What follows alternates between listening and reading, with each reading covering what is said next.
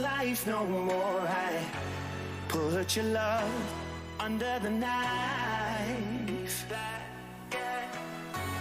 Leave me to die here all alone. No signs of life no more, no. A crying dove may never fly.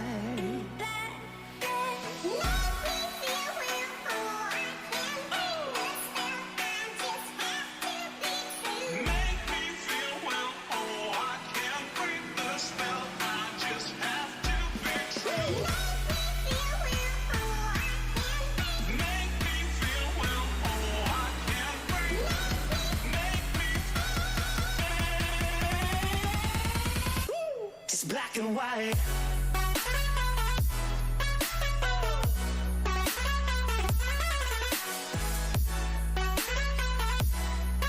Yeah. Black and white. Oh, oh, oh,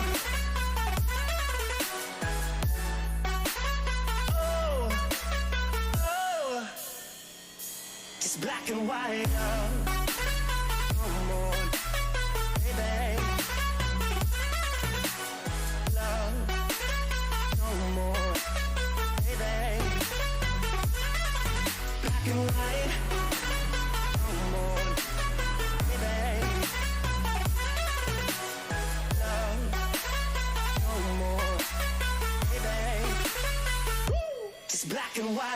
Just let me go, it's only right. For all I know, it's only matter. It's calico, it's black and white. Just let me go, it's only right. For all I know, it's only matter. It's calico, it's black and white. White, white, white.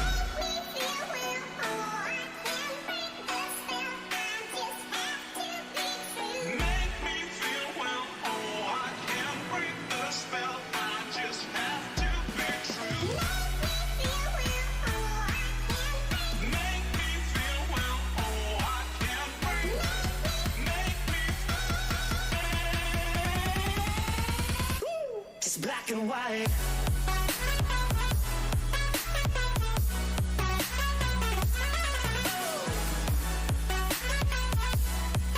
Yeah.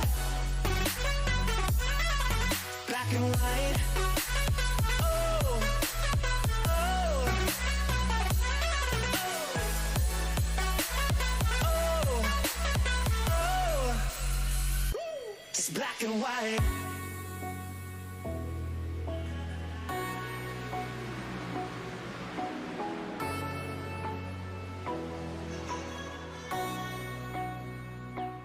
Black and white.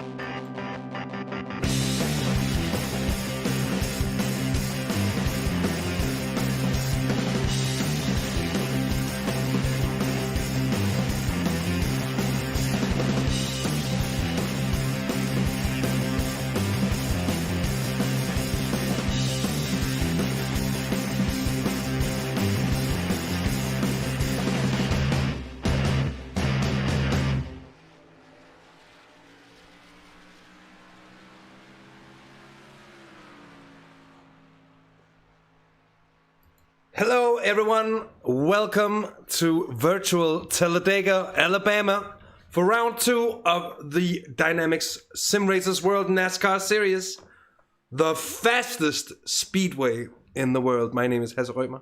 I'm joined by Jack Oliphant as per usual, and that's not a bad thing because we're in for what I believe to be one of the most exciting tracks on the NASCAR calendar. Jacko, your expectations for this one? Well, I've been doing some research while we've been sort of counting down to tonight, and to be honest, everything I'm reading, it builds it up to be an awesome night of close finishing, close proximity races, some big crashes perhaps as well, which obviously we don't want to see too many of. We want to see good, clean running as best we can. But we've also got a few new drivers involved, and if anything, the first round brought us, an awesome introduction into this 10-week series. I think round 2 at Talladega, which we didn't visit last season, is only going to, increase the expectation and increase the drama. Increase the drama, it will. And we've got qualifying on the way here, looking at Tim Perry, currently the fastest on the grid. As we can see, 2 laps to go here in qualifying, so hopefully everyone's gonna make that safely. Expected to be very, very, very close here at Talladega. Some of these super speedways, they present the drivers with a little bit of a different challenge. So you don't really ever have to touch the brakes, you hardly ever have to lift the throttle, and that would only be for avoiding traffic ahead of you, of course. And there's a thing about it, once you're in traffic and in one of these trains of cars that so easily form at these super speedways, you gotta be really mindful of your engine temperatures, and it's a thing known to really cause problems here at Talladega. It is indeed, yeah. In fact, it's we're going to be running at 190 miles an hour minimum for the majority of this race, and you're right, engine temperatures, tire blowout, proximity to other drivers, driver fatigue as well, and skill levels will come into it all. It's going to be a real test of what they've learned over the past, since we did that 6-week season, obviously going into tonight. I remember we were just on board with Tim Perry, who was topping the times at that time. He came second. He led the majority of the first week, the last round. He's currently on top form here tonight, it seems, but it's actually Sergio Hernandez, the reigning champion from season 1, who actually came back to win that race. So in outstanding fashion as well, it has to be said. Bob Boland's in the Simracersworld Esports Cars, the driver you're currently having a look at, sticking it in second place.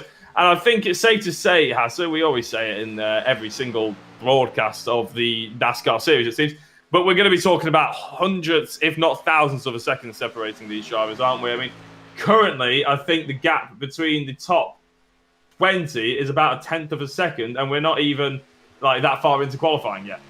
Yeah, indeed, still a lot of drivers to put in their times, and we are indeed expecting it to be very, very close. But it does make sense as well. They're on a uniform setup throughout the field, so no advantages to be gained there. And if you can tuck the car to the line and keep the speed high, well, times are going to be very, very close around here. By the way, a warm welcome to every one of you tuning in on YouTube, on Twitch, and on Facebook as well here to Simracersworld. And I believe we have the grid order ready. Here it is. It is Tim Perry on pole position, 14 thousandths of a second clear of Sergio Hernandez, who's got a teammate in there now for Lucky Dogs, as we'll come to later on. Then Bud Bold and Philip Russell. It's Frederick Van Eekhoven there for Down Under in 5th, and Steve Clash, Bart DeFoss, Matty Sufi, and Ryan Walker in 9th, with Ari Sejas for Ramones, Oval Spain in 10th. Ruben van Buell is a newcomer to Simracersworld and racing for Simracersworld Esports in the 148, qualifying 11th. Then Johan Osorio in 12th. And as we're moving down, it's Kenzie Newhoff, another one of the down under mates there in 13th place with Ian Ruth in 14th, Greg Franks, Robert Lundgren. And then the aforementioned teammate of Sergio Hernandez, it's David Rodriguez Cabanillas in 17th place there, Kurt van Honacker, Jürgen van der Perre leaving up the bake, and Lucas de Belder 21st, Tony Arias in 22nd, then Adam Wright and Kim Behaid. And as we move further down, it's Hendrik de Grave, it's Bram van Uifensveld, Kalbert, and John Tusting in the 999 machine. Peter Jan Claessens in the 23 for Team 11 is 29th and in 30th place. I'm sorry. Getting a cut and mouth there. It's a very long grid to read out today. But anyways, it is John Barnes for Quantum Racing.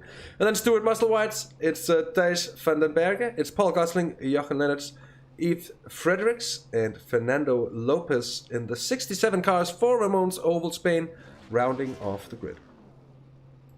Yeah, by the looks of it, we also have Manolo Rock in 37th, but he hasn't yet taken to the field, so I don't know whether he's going to be joining us. Oh, there we go, he has spawned in. So Manolo Rock is in the... Wow, what a livery we've got going on here as well. It's absolutely stunning. All these cars brilliantly sort of specced out, and we're about to go racing. Hasse, I'm very excited all about it, and as you said, welcome to everybody in the chat. Everybody's excited for Talladega by the looks of it, and we are too.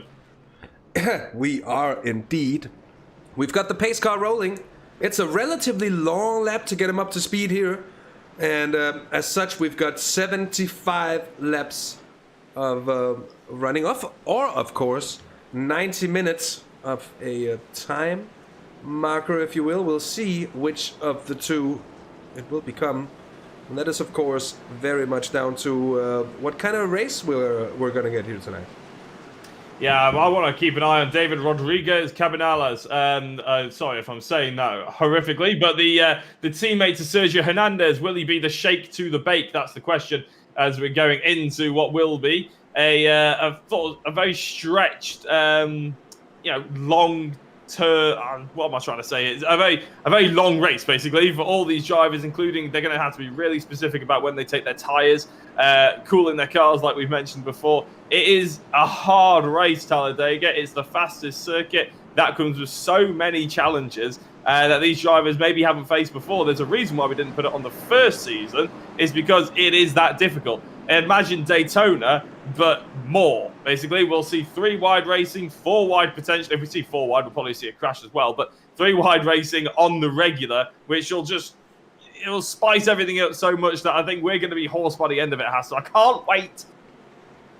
Very much so. And another thing to notice here is just how late the finish line comes. There's a very long way from the exit of turn 2. You basically round what is, I guess, turn 3, the small kink, which comes just before the line. The pit exit is before the line as well, which is rather strange and somewhat unique. Anyways, as we're going to see right about now, pace car peels off and it's time for Boogity. It's a question of seconds before we go green here, round 2 of the SRW DYNAMIXX NASCAR Winter Series. Season 2, round 2, the fastest place of them all. And who will be the fastest here tonight? We're about to find out. It's Tim Perry that's about to lead the field. And the question is just how late he's forced to leave it here. Very tightly bunched, and here we go. Green flag and boogity, boogity, boogity from Talladega. Yeah, Tim Perry gets a good start there. It seems like an age after the pace car came in that he had to wait. But it's because, as you said, the start-finish line is actually well after the the third corner, you could argue. But Tim Perry does have a good run here. Bod Boland in 3rd place, potentially making that 2nd place against Sergio Hernandez.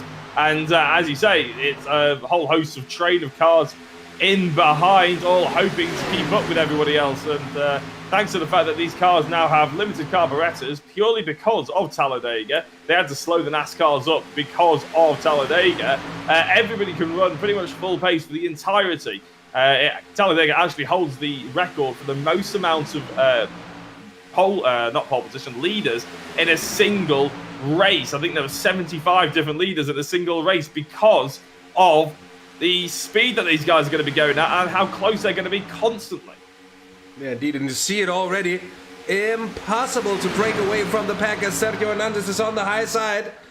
And the Skittles machine that Steve Kleiss for DYNAMIXX Senior trying to just help him along, and you see a whole lot of cooperation, and that's within the teams, but it's most certainly also cross teams as everybody's trying to help their own cause as well. And you see those small moments of drivers dipping out the line, just trying to get a bit of fresh air on the nose. Yeah, it's going to be key tonight. The last thing any of these drivers want to do is blow an engine, especially so early on. They do have quick repairs to be used, but only one of them. So, although I said it as a plural, there is actually only one quick repair to be used in this series. The last thing you want to do is use it early. You really want to keep that quick repair for as long as possible, because if a caution period comes out and you're involved in it, you obviously want to have an advantage and take that quick repair over the drivers who might not have one left anymore. So we will be seeing an awful lot of drivers trying to be conservative, trying their best. We saw too many crashes really in the first season in the early rounds. They've all learned a little bit more, and it's all just sort of, it's bedding in, it's getting to a rhythm. That's what NASCAR and oval racing is all about. Indeed it is, and you gotta think with the relatively light load on the tires, you're really not scrubbing anything. You're trying to scrub as least as you possibly can to keep the speed and the momentum through the corners. And in that sense, you'd expect the tires to be able to last quite a while here. Just for how long? Well, I just can't tell you, but we're gonna see.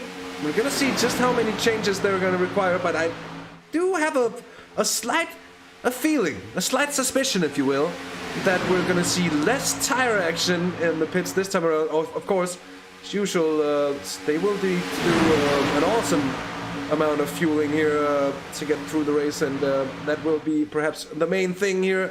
Lots of drivers weaving in and out. The lines are breaking up, and they will be reforming as they've been for a lap long too wide there with Sergio Hernandez outside of Tim Perry in the 22 car for Boosted Motorsports, looking very, very good indeed. The 26 is right behind, and that is, of course, the machine of Bob Boland, the Manxman for Simracersworld Esports, as we're on to lap 5, Jekyll. We are indeed, and although there hasn't been too many movers and shakers permanently in the front section, obviously Tim Perry and Bob Boland tucked up nicely to each other. Sergio Hernandez and Frederick Van Eckhoven there as well. The likes of Ian Roots, he's made up 5 positions, the big boss. Lundgren's made up 4. David Rodriguez has made up 4 as well. A couple of drivers have really lost out. Ruben Van Buell, he's down 8 positions, down to 19.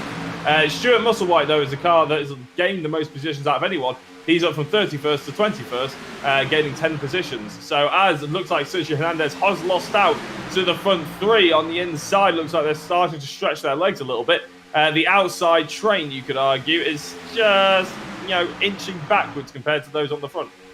Yeah, indeed, they seem to have just let off ever so slightly. I don't know if it's Steve Kleiss not really wanting to do too much there, or breaking out, but indeed a few positions has been lost there, but it shouldn't be anything race ending. The 2 lines are still very intact, almost all the way down through the front pack, if you will. There's a slight split there towards the mid-rear of the field, if you will. It's around 20th place, I believe. That would be my estimate, at least. We've had our first, not sure if you can say casualty, because I haven't seen whether he's actually span off or not, but the driver who's currently in the pits, actually, he's lost 27 positions, Ali Sejes, and for the Ramones Oval Spain. I'm not sure what's happened to him. Where's Tim? Oh, no, my timing tower sort of all of a sudden jumped in around. I thought Tim Perry had lost an awful lot of positions then. But yeah, Ali, I'm not sure what happened to him. He's only just out back again. It seems, from what I can see on the event viewer, he's jumped to the pits, which tells me I think it's something to do with the setup, with the fuel in the car at the start of the race. That might have been wrong. I'm not quite sure, but being fixed setup, it would be strange for it to happen that way. I'm not quite sure what exactly happened there. Fixed setup really helps, so doesn't it? Considering this is an amateur series, it's sort of advertised as, it really does help, because those drivers who can put the time and effort in and who are mechanically inclined could really gain a massive advantage to those who are less experienced. The fact this is only our second season in SRW, and the fact that mixed setup, not mixed setup, fixed setup, is a really crucial factor in this, isn't it? It means that anybody can jump in and have a hope of being on the pace. It comes down to driver skill more than anything else. Yes, indeed, very much so. And I do realize, Thomas, you, everyone, we forgot the prayer today. Everything happened real fast coming in, and all of a sudden we were going. So I was waiting for a caution period before bringing that up, because I thought maybe that would be a good opportunity to see it going forward. Also give you some time to think of it. Well, we're not gonna say a prayer for a race that's already started. That's certainly not gonna happen. It's just gonna be next Monday. You're gonna have to live without it.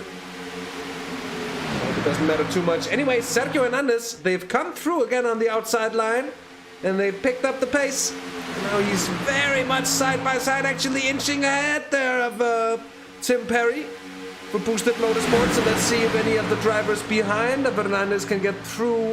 What they want to do is get far enough ahead that they can get down there, hog the inside line, which is what you want happening to yourself. But it's not that simple. It's not that easy.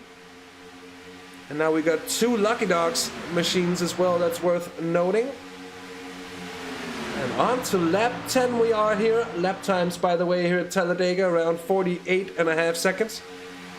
Race pace. And we've had a very clean opening 10 laps of the race here.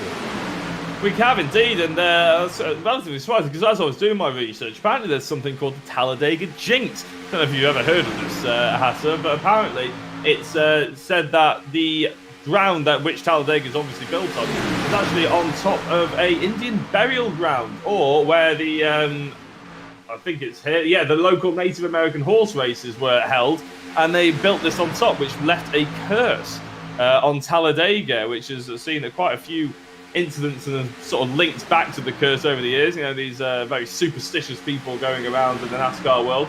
But yeah, it's at the moment we've seen a great start. Touch wood, long may it continue.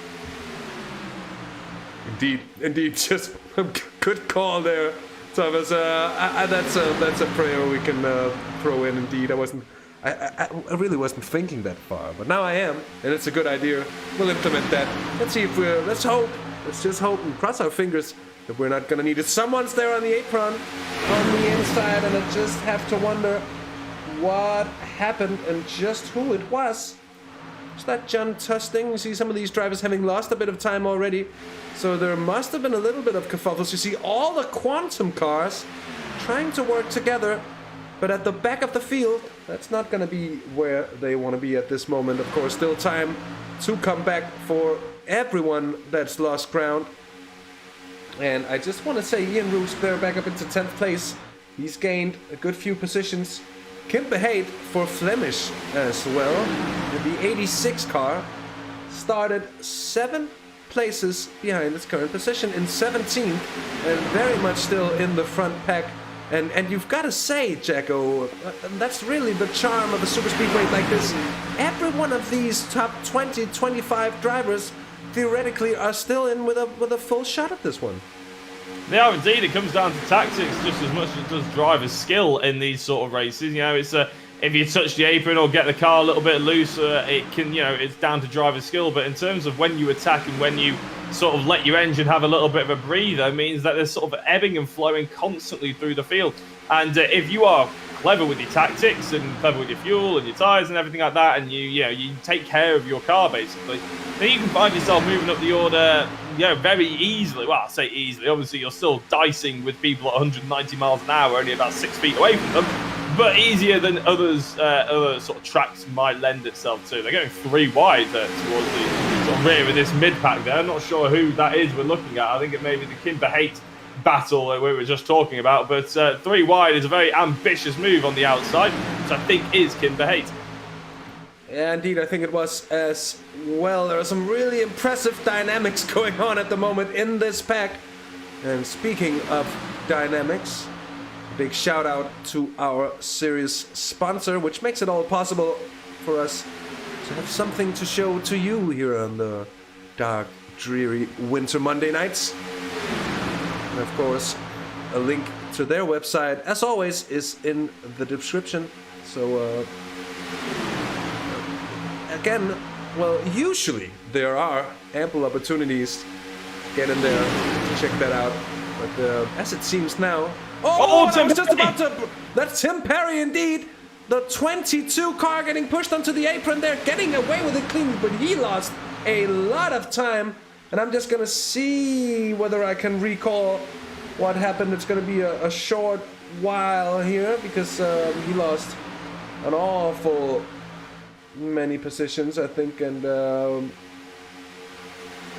yeah, Frederick Van Ekhoven and Sergio Hernandez have taken advantage of the fact that obviously Tim Perry's vacated the inside line and they've dived to the inside. Now let's have a look at it here. And Bod Boland making contact potentially. Bod Boland, you can see his car acting a little odd. I think he got into the back of Tim Perry there, who sent his car off to the left. And as you said, it was great car control that he kept it going. There it is. There it is. A bit of an awkward touch to his rear end as he goes onto the inside there, as we were watching Steve Claes, who goes past. But you could see the touch. It was very much there. And I have to say that was very, very well kept. And since we're not at under cautions, I'll try to get us back to live pictures. If it'll play ball. If it will play ball, there we are. Live pictures indeed. Steve Clayton, the real leader of the race now. He's put his foot down on the outside of this track, as we've seen for the first 16 laps or so. You know, the outside is carrying just as much momentum as the inside. So it's still, fair play to go too wide pretty much everywhere. And actually, we've seen a couple of 3 wide moments as they're coming up to the back of Ari Sejas in the Ramones Oval Spain car, a back marker. He'll have to be careful and try and dive out of the way of everybody coming through. And look at this, Tim Perry down in 34th position. Just goes to show how much time it cost you. And yeah, indeed, Ari Sejas getting lapped as well, and not too long here. Frederick Van Ekhoven and Sergio Hernandez, the two duelants, fighting for the championship all the way to the wire last season. And they're bringing us a show already this season as well, with Bod Boland and Philip Russell there for Ford Silla, whom we haven't really mentioned in the 77 car, but doing a really good job here up there.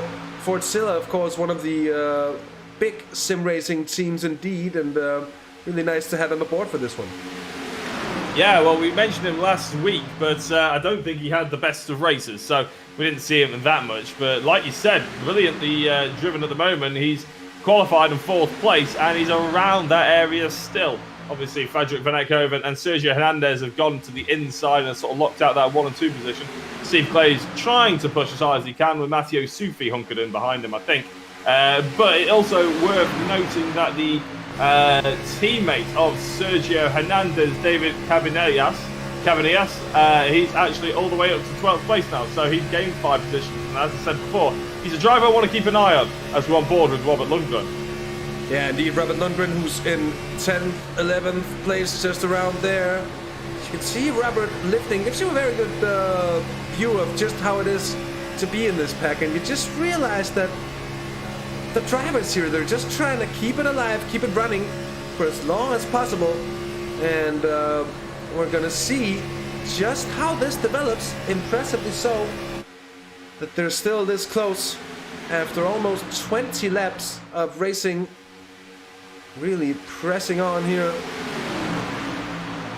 And the moves are made over time here, as moves of changing lanes, changing trains, if you will, as you said earlier, Jacko, and playing the long game, and an overtake here at Talladega isn't just made over a few moments here and there. There aren't really anywhere you can send it as such. There are really no sends, but there is Robert Lundgren getting loose. Oh my word, and he keeps it, but he upsets the entire rhythm of the field now, and a bit of a gap developing in front of him.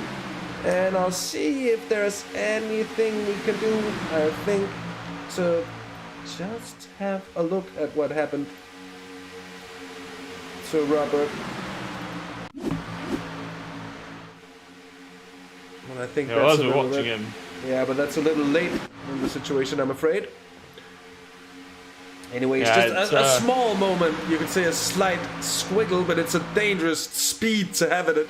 It's a very different car, or very difficult and different to anyone used to being in a road racing car. But yeah, well held indeed. Well, we're talking about, you know, the fact that they are so close and everything, and it's almost very consistent. Apparently, Talladega isn't famed for its, you know, constant amount of crashes. It is famed for massive crashes, though. So when they come along, they don't come along very often. When they do come along, they're huge, and you can imagine why. We've seen just how close and fast they are. Apparently, on the first ever Talladega 500 that was hosted in 1969, there was a 3-wide battle for the finish. And apparently also in the 1981 Talladega 500, it was produced as one of the closest finishes in NASCAR history. Not surprising to see why, but the first to third was a gap of about 2 feet. So somewhere in that 2 feet, there had to be second place as well. So I would expect that we're going to be, you know, hot on the heels of something that dramatic tonight, I would expect. The Quantum Racing team, though, if, you know, at the moment, they're not really around it. And Tim Perry's not either. They're hoping, I'm sure, to use each other to slingshot along, but it's going to take an awfully long time to get back up to this pack. Oh, that's the Lucky Dog's car. Oh, and it's gone wrong, I'm afraid. And it's Cabanillas, and the yellow has come out. The yellow has indeed come out. Oh, and they've made contact down here under the yellow flag. It's the 777 for Quantum. That's John Barnes. John Barnes. Oh, my word. Cabanillas hopping into the pits quickly, but you're going to see just what happens. Just give us the best shot at actually finding the incident. That's a little late indeed, huh? Yeah, just having a look and trying to find out who was the other driver as well. I can't quite see the number on the car. There it is.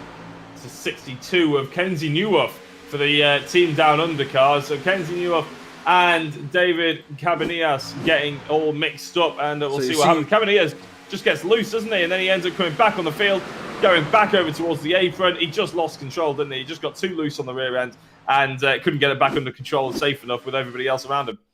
Yeah, indeed. It's just the car going on him. And you just mentioned they're usually huge here. Look at that. Newhoff, I think, gets collected as the car comes back onto him. Yeah, he's a complete passenger. Nothing Kenzie could do about that. And as we just get another view of this, both of them heading towards the wall. And it's going to be quite heavy damage for both of them. The question is, they collect once again. Newhoff, actually, I think, does he stay at the wall? That's absolutely impressive. If he does, gets away with just minor contact there. Cabanillas in the pits. No surprises. Frederick Van Eekhoven still leading them around. And we'll have to see whether they all come in this time around. Yeah, well, to be honest, I was surprised. I did say that it was going to be a big one if there is one. And to be honest, I'm amazed that it wasn't bigger.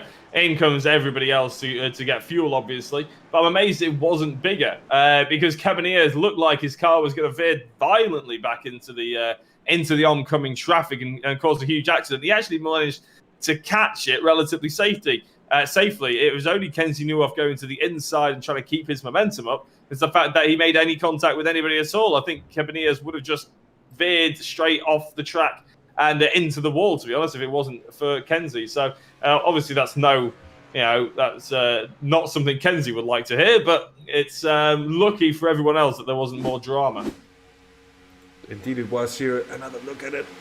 Just in full speed. There's the contact. Newhoff has indeed picked up some damage, but it's a small clip. You can see the damage, though. He should be able...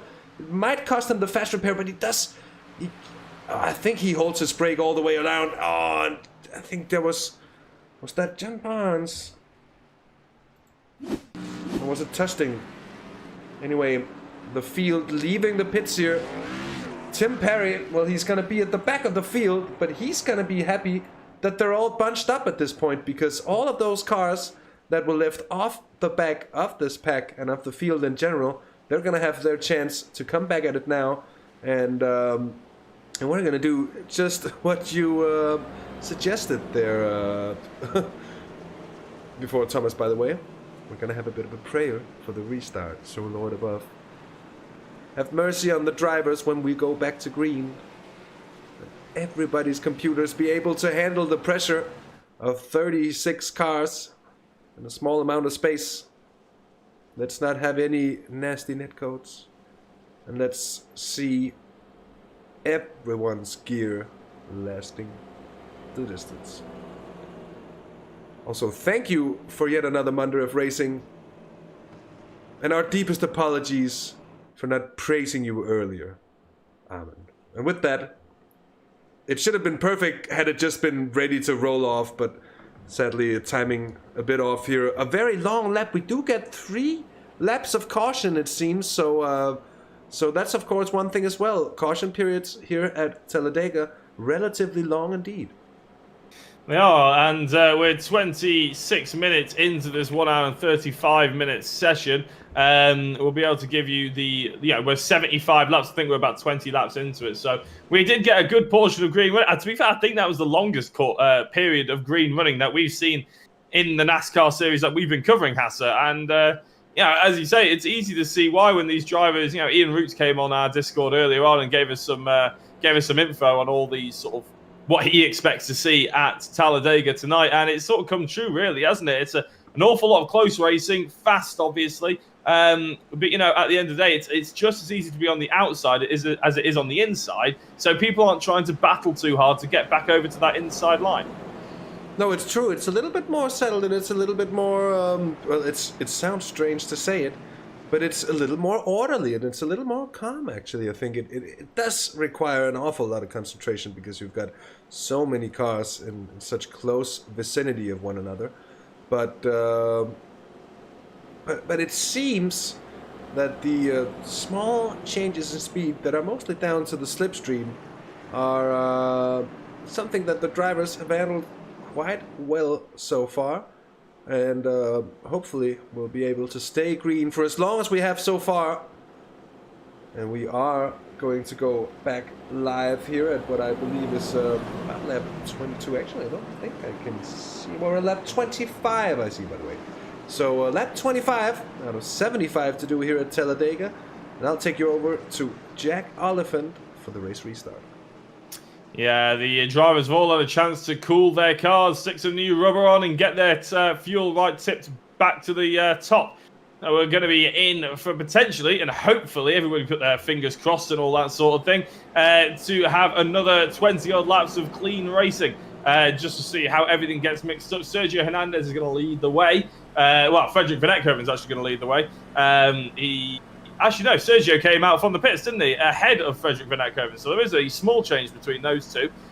Coming as thanks to the caution period, thanks to the pit lane strategy. Not sure if Sergio just maybe did the braking to the line a little bit better, or if he fueled a bit lighter. I'm not entirely sure, to save a little bit of time. We'll soon find out, I'm sure, and see whether they both pit in at the same time next time round. But he's going to be the driver to lead us away. Hugely experienced in setting the field off again. Obviously our reigning champion, and consistently at the front end of the field, even if he's knocked back into the inside, as we saw on the finale at Daytona. But as the lights coming back on, you can hear the engine notes rise as Sergio Hernandez guns it. And he isn't dropping Steve Clays, it's safe to say, behind him. We can't see Frederick Van Ekhoven. Frederick hung out on the outside. Steve Clays moves into second place. Indeed. So let's see if we get a start as clean as the one before. Small gaps already appearing, but they will be able to close them as they run along here. As we're back to Bugatti here from Talladega, the place where back in the 1970s had a rather unusual land speed record set for 18-wheeler trucks at around 92 miles an hour. Little interesting fun fact, also plenty of land speed records set for closed circuits here.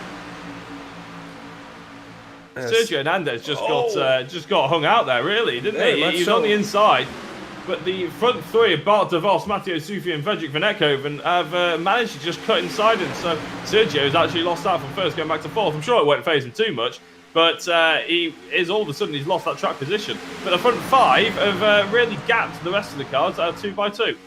Yeah, but the thing is that you don't necessarily want to be at the head of the pack here. There isn't really a big advantage to it. It's much better to be just somewhat behind, and even side by side with someone. The side draft that you just partially along someone can be enough to really aid you along and save you a substantial amount of fuel there. Sergio Hernandez makes contact with the 26 car there. I think that's the one of Bart Boland. And you can see they lose out big time. And it's yet again a bit of disruption for the cars in behind. Ian Roots thinking about what he's going to do, but he finds himself continuously blocked off on the inside, not being able to squeeze in. And look at Tim Perry there in the 22 backup, having come by all the way through the field. That's hugely impressive from Tim. Very good racecraft and showing some real determination to be right up there again. Yeah, the caution period coming to his rescue, I would say there. I'm not sure how many positions he gained from the beginning of the start of the caution period to this point now. It's a shame our data doesn't give us that, but it must be about 20 positions. Brilliant to see him fighting for what potentially could be a race lead. The only good thing about Sergio Hernandez being in the position he is now is he's potentially cooling his engine down, whereas everybody else is obviously hunkered up in the gearbox of the driver in front. That'll be overheating their engine, you know, as you don't get the clean air through the car, through the radiator, and you also get the dirty air and the heat coming off the car in front as well, just getting pulled into your car. So with any luck, we won't see too many engine blowouts. We're going to see, we're going to have about 50 laps of clean running to see have any threat of that, I believe. Indeed, it's going to be an interesting one because it's prospects that we have yet really to see. But he is indeed weaving about, usually trying to get it done into the corners, and I don't know if that's if there's a reason to that. It could be, of course, that you scrub off a little less speed, if you just go a little higher there through the corner. But we have seen cars almost making contact, and I think a lot of the cars are also taking a bit of a precautionary distance between the two rows of cars that we have running. It's back to 2 wide, by the way, as you can see, all the way up to the front. Johan Osorio up into second place. For Ramon's Oval Spain, the number 11 cars gained 11 positions, now being pushed into the lead there on the outside. And it's a move orchestrated by none other than Sergio Hernandez, who now has someone to push along, which is a perfect situation for Sergio. Oh, Johan Osorio lets Sergio Hernandez out to dry, and there's a very, very small amount of space there for Frederick van Eekhoven, but he manages to squeeze himself in. And what a bit of running here. Mehdi Soufi, by the way, has gained 5 positions up into third now. And Bart de Vos, we've hardly mentioned Volante, Drive Sim Solutions yet. But Bart de Vos in the number 6 car, as always, is there or thereabouts. Yeah, Frederick van Eekhoven actually did really well not to make contact with the Ramon's car, but by the looks of it, they are starting to stop and change. They're starting to sort of decide whether they want to be on the inside, the outside, whether they're attacking, they want to be leading, they want to be in behind. Flemish Simracersworld car in the background getting very close to the wall. Not sure who that one is. It may well be Hedrick de Grave. But you're right, I mean, they're just chopping and changing all the time now. Matteo Soufi taking his turn leading the pack on the outside here, with Frederick van Eekhoven still on the inside leading Johan Osorio, and Sergio Hernandez has gotten himself back up to 4th place. Indeed. And you can see Steve Kleiss having lost a few positions there in the Skittles machine, number 3. Right in front of another position loser, if you will. That's Bart Boland down in 10th. Although it's by no means a disaster. And you could see some of these drivers, especially those who's actually been at the front, they will be losing out on pit lane time. They'll be, of course, burning more fuel, which is one of the reasons that the drivers are trying to kind of take their turn at the front. And then trying to swing off again. By the way, the 555 of Ryan Walker very much up there as well, currently in 12th place. As you can see, it's certainly not too far down the order there. Tim Perry, I think, is up into 10th. Oh, that's Tim Perry, though. I'm sorry, in 12th. That means Ryan Walker now in 14th, but still, this is close racing if ever I've seen it. Jochen Lennart's up 25 positions from the start. He's in 9th place. Fredericks in 19/20 places as well in 15/16. Kimber Hayes up 17 positions. He's in 7th. So an awful lot of drivers taking real advantage. Ruben Van Buell has lost 15 places out. David Cabanillas obviously involved in that incident. He's 17 places down in 34th place, so he hasn't managed to get back yet. He needs another caution period. Maybe he could use the lucky dog to unlap himself. Yeah, indeed. And he would need that in order to come back. I think it's going to be absolutely impossible to do so. I mean, we've seen Sergio Hernandez do it, but it's going to take something special. And it's, as soon as we get into... I don't know what did it, but we seem to be struck by the problem of not being able to see that there are 75 laps to drive overall.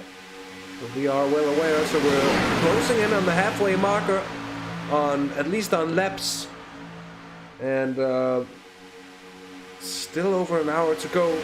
So that's testament to the amount of clean racing we've had, green flag running, but a lot of action happening though still at the front and at the midfield as well.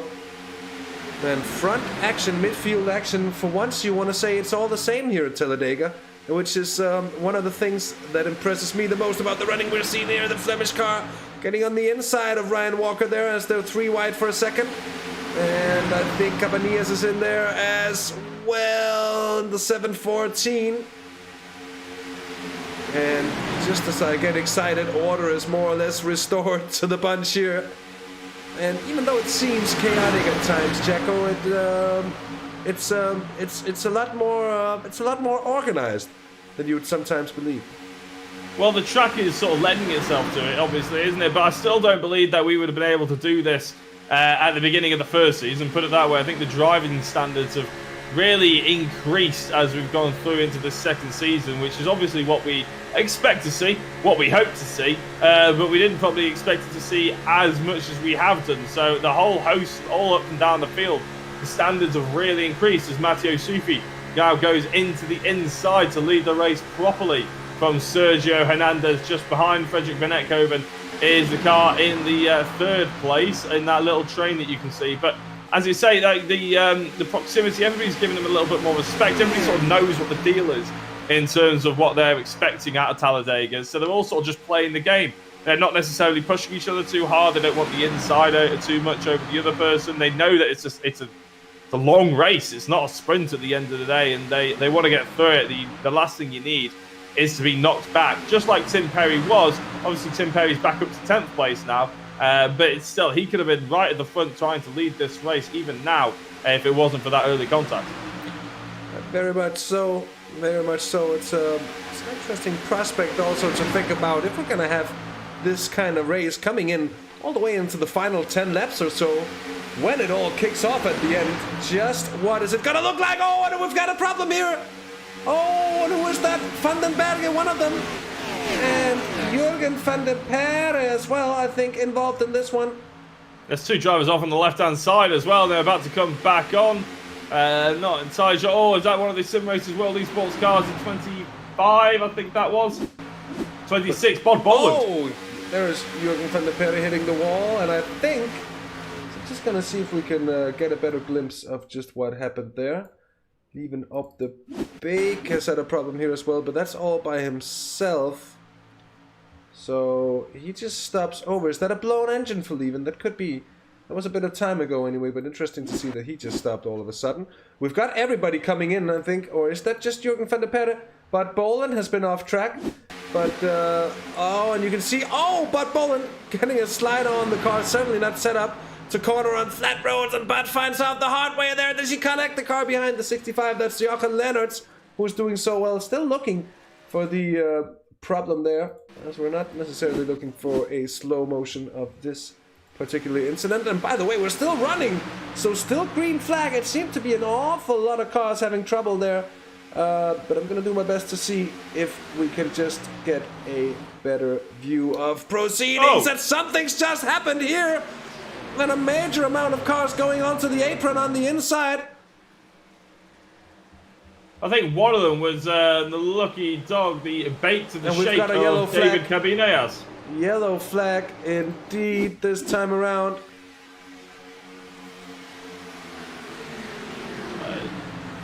That's quite confusing. I didn't really see anything that sort of sparked that off. No, Cabanillas up top there, hitting the well, making contact with another car and the outside wall as well. So, and that leaves me wondering just what happened in that situation. But we're going to do our best to bring up the pictures for you. It was a bit of an odd one. It just looked like everybody at the front seemed to disperse. We're having a look at Cabanillas now. As he just runs a little bit wide, maybe. So everybody starts. I'm sorry, but I see. Oh, and then he gets collected in from behind because everybody slows up, checks up, and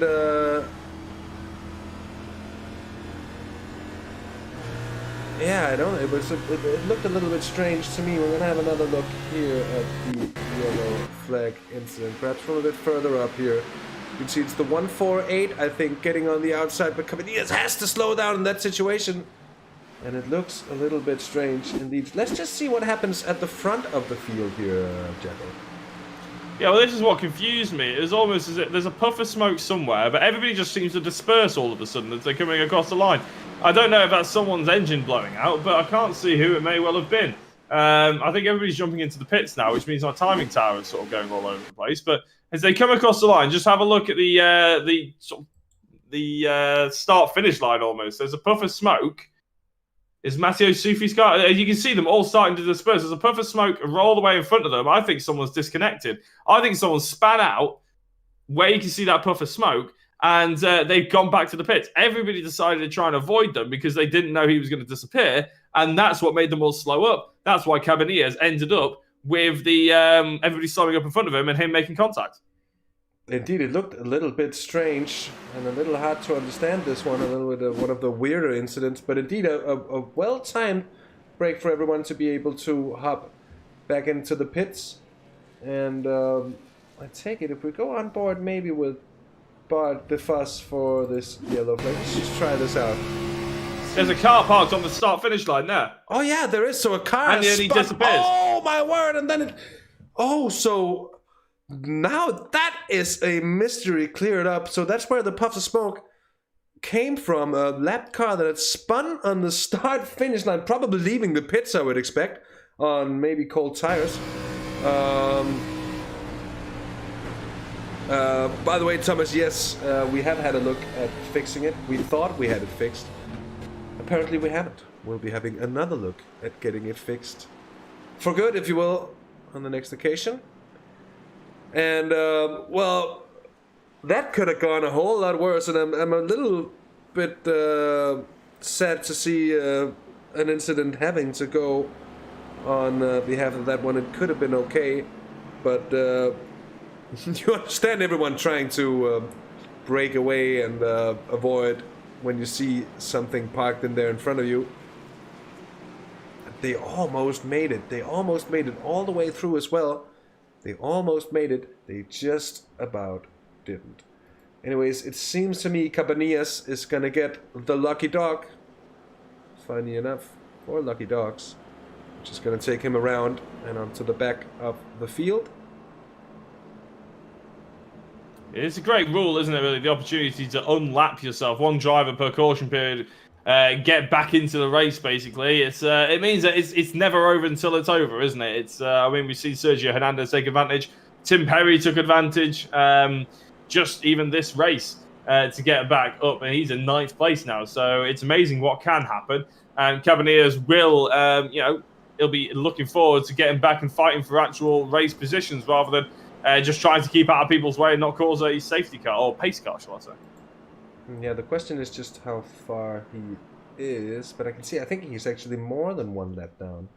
He is 2 laps down, I'm afraid. Which is going to make it a lot more difficult for him, because he's not going to get the lucky dog to come through. He's going to be at the head of the field, so I don't know if they're going to let the field pass, or they're going to let him pass the pace car now. Oh, there's the answer. So he does get a lucky dog, he just gains a lap. And it's still a lap down, by the way, so he's not going to be on the race lap, if you will. And his teammate and reigning champion in the 19 car, Sergio Hernandez, is getting ready to get the field back from our 2nd caution period here at Talladega, of course. You're watching the DYNAMIXX SRW NASCAR Winter Series Season 2, Round 2 here from the fastest speedway in the world. We've had a blinder of a race so far, and we are a good way into it, only seeing our second caution period. So don't go anywhere, and if you go anywhere, go check out the website of our sponsor, DYNAMIXX simulators, race simulators, and more. There's a link in the description. With that said, the pace car's lights are indeed off. It's going to be swinging off once we've rounded turn 2. The kink there, if you will, before the start-finish line is indeed much less banked than the two other corners, and this is where we saw Cabanillas have an incident earlier as he lost the car, but now it's twice we've seen incidents only really taking two cars with them, which is nice to see in the end. Let's hope for more of the same. Sergio Hernandez on the inside. Johan Osorio yet again in a very good position for Ramones in the 11 car on the front row. Then Frederick Van Eekhoven and Steve Kleiss in behind it. Steve Kleiss in the 3, he's third. And Van Eekhoven there as the pace car swings off. And it's yet again Sergio Hernandez to take control of the field here as we're about to go green again at Talladega. The long wait as everybody bunches up nice and tight. And there are a few gaps down there. There was a bit of a mention to the drivers to try and not do that because it doesn't always create the safest of racing, trying to get the jump on the cars ahead. And speaking of getting the jump there on the inside line, I think that's a good start for Steve Kleiss. Osorio's on the outside, holding on to it, and in behind Frederick Van Eekhoven. And just like that, back to green flag racing here in Talladega, and the back bunch there very tightly squeezed together, and there's contact. Oh, and they made it. They made it. Incredible stuff. Yeah, they did. Great car control, and not sure who they will be able to find out in a couple of minutes. I think there's one of them, Kenzie Newer, back again in the battles. And clearly, you know, struggling to keep out of the war at the moment. He's going straight through the middle of a few of them, and there's a little bit of contact on the left, maybe. That's the car he's ended up going to be off the road with. Block de Rock on the front-hand side, left-hand side, and what's going to happen here? Is there going to be contact in the middle? Is he going to go too narrow? Not entirely sure. Oh, a little bit of a touch then. So a little bit of understeer there, I think, by Manolo Rock. Ended up going, just heading into Kenzie Newer, who yet again was only a passenger. Couldn't really do anything about that. Frederick Van Eekhoven, though, his teammate, is in the lead of this race. Yeah, indeed. Kenzie Newer, that is going to affect him hugely if we don't see another caution period before the end of this race. Just a possible situation in the end, but I have to say, very, very well caught from both of them. Look at how Sergio Hernandez has got himself out of the front row. It's now Van Eekhoven, Osorio, Matty Sufi, Hernandez, then Kim Behate, Bart de Vos, Steve Kleiss, Hendrik de Grade there in 8th place, then Harry Sejas, and Tim Perry in 9th. And the 22 car there trying to move back up the order. Yet a small incident, lost speed. That was basically it. He got a bit of a touch. He kept the car running. Didn't really pick up any damage or anything. Lost so much speed. He was just disconnected from before. He fought his way back though, and is now still very much in contention for top spots here. What a drive he's been so far. Absolutely, yeah. It's as we said before, there's an opportunity to make your way back up the order. The racing is so close. All you need is to be a little bit more aggressive than the drivers around you. Obviously, they may be saving fuel, they may be trying to cool their cars down, try and save some tyres, X, Y, Z, but there's always an opportunity for you to gain through, especially on any kind of oval racing, really, in NASCAR. And we've seen that so many times. But Johan Osorio is currently leading the rest of the pack. Obviously, only his second appearance in the SRW NASCAR field is what looks like a mystery machine from Scooby-Doo is on the apron there. I'm not sure which car that is, but letting them all pass safely. Indeed. You can see Jürgen van der Perre has been in the pits as well. Having left the pits as well on the green flag there on the outside is the car of Van Eekhoven getting swamped ever so slightly. Look at Tim Perry moving up there. He's trying to gain back places. We're into the last 30 laps of racing here. That's going to equate to just over 20 minutes of racing, if I'm not completely mistaken, or there or thereabouts. So interestingly so, that with the clean action we've had so far, it's been very, very good. And I think that it's going to heat up as well towards the final few minutes of the race. Looking down through it, we had pit laps on lap 40, which is just 7 laps to go now. And do you reckon they're going to be able to do 35 laps from lap 40 to the checkered flag, Jacko? It's going to be tight. I mean, we saw them do 20 at the start and everybody jumped into the pits. So that is as long as running as we've seen so far.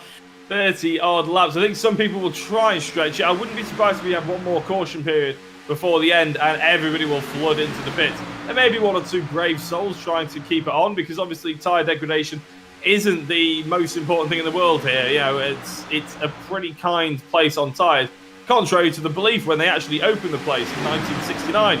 Apparently there's a whole boycott of people not wanting to race in it because qualifying was so fast that they thought there would be so many tyre blowouts it wasn't going to be safe.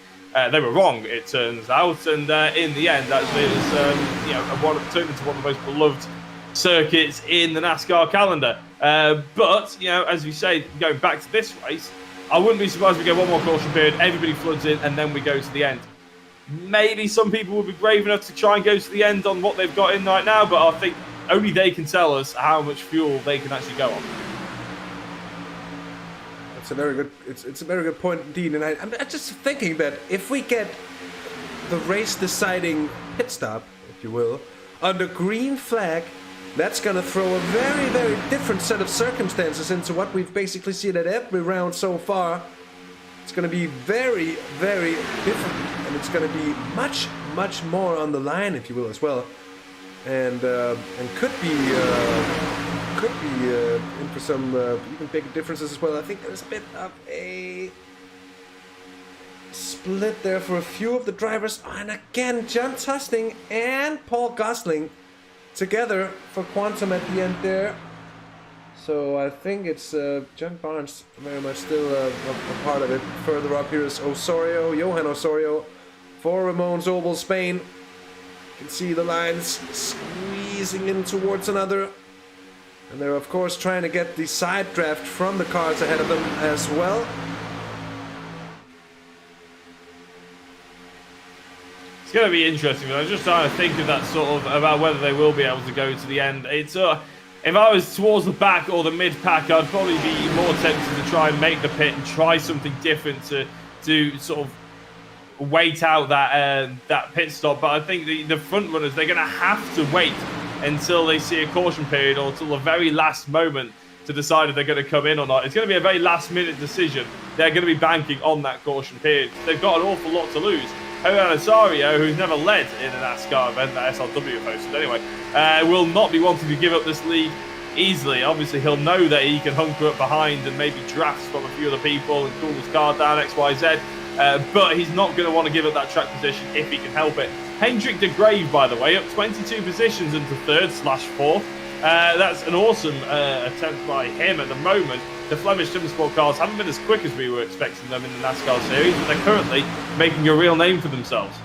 Yeah, very much so. They've really gained a lot, and it's not the only one because Kim Behate there in 10th place gained 14 places, so it wasn't the best of qualifications, or qualifyings, if you will, for them, but they've certainly made amends for it here in the race. And also pretty much up there is the 284 of Bram van Eyften, who's in 11th place there on the inside line at the moment. And further down, a bit of squabbling about in there, seemingly without a worry in their life. Still a very large bunch here as we're down to 24 laps remaining.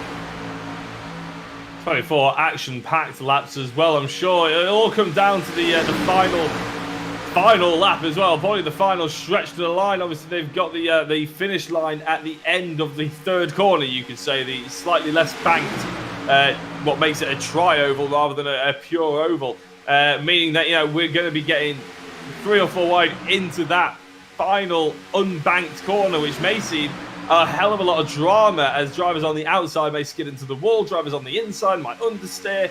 It might cause a bit of a pile-up behind as we're crossing the line now. That's what we're sort of all coming down to, and that is a lot what NASCAR comes down to, really. You do 499 laps or 499 miles or whatever they measure it in on that particular round, and then they end up, it all comes down to the final lap, and it keeps it interesting from start to finish.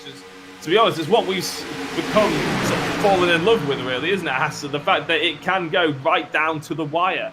Very much so. We've seen some finishes here in the NASCAR Series that we haven't seen anywhere else, and I think that you wouldn't see anywhere else as well. Drivers throwing it to the line, 3 wide, 4 wide, trying to get there first, crashing across the line, all trying to get it.